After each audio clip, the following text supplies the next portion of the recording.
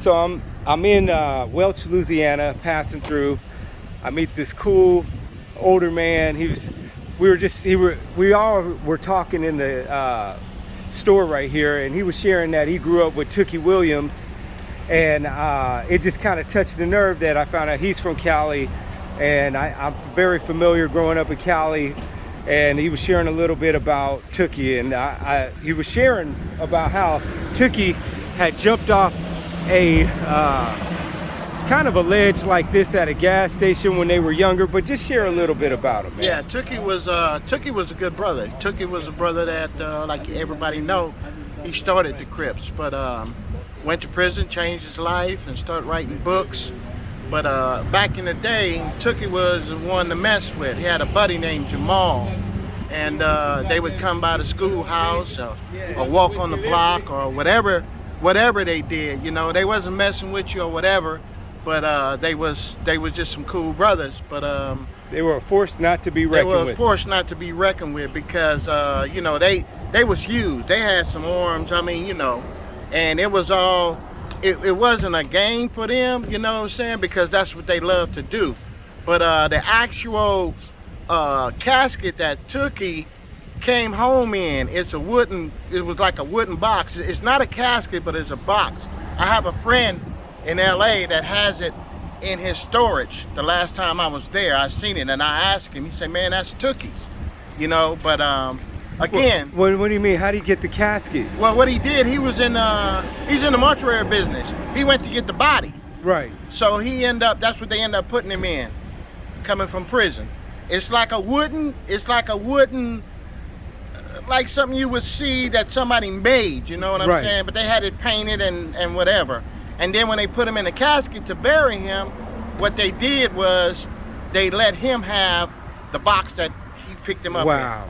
Yeah. Which should be kind of in a museum, because a lot of people don't know that he changed his life, put a peace treaty out for the Crips and Bloods. Right. Wrote a lot of children's books, which won awards and whatever. And yeah, he was you know, he changed 360. You know what I'm saying? He changed 360, but he still had a lot of power and a lot of clout on the street. You know, so what he did was like he took that and motivated people. So, you know, he brought about a lot of peace before he passed. So growing up, you grew up in Watts? I worked in Watts for 27 years. Wow. You know, I worked for the Social Security Administration in Watts for 27 years. But even during that time, you know, you'd see it all, you know, and it wasn't a place that Tookie couldn't go. You know what I'm saying? He was respected. He was respected. You know what I mean? When you get the Bloods and the Crips to sign a treaty, you're powerful. You respect it. Yeah. Because people don't understand the magnitude of the gangsters from the 80s and the 90s. Right. It's a whole different era. If they said they were going to kill you, it was a done data. It was it. It was a done data. But you know, you knew who you couldn't mess with them. You couldn't infiltrate what they had set up. You know what I'm saying? So you couldn't, if you did something or you know you come at them, you wasn't going home. Wow. You know, you wasn't going home. And such a scary and crazy era. Yeah, but that was back in the 80s, man. Yeah.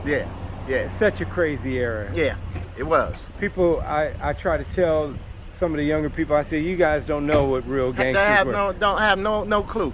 I mean, it was so bad to where you literally could not go down certain areas. Yeah, they don't have no clue. You couldn't turn down the wrong street. You know?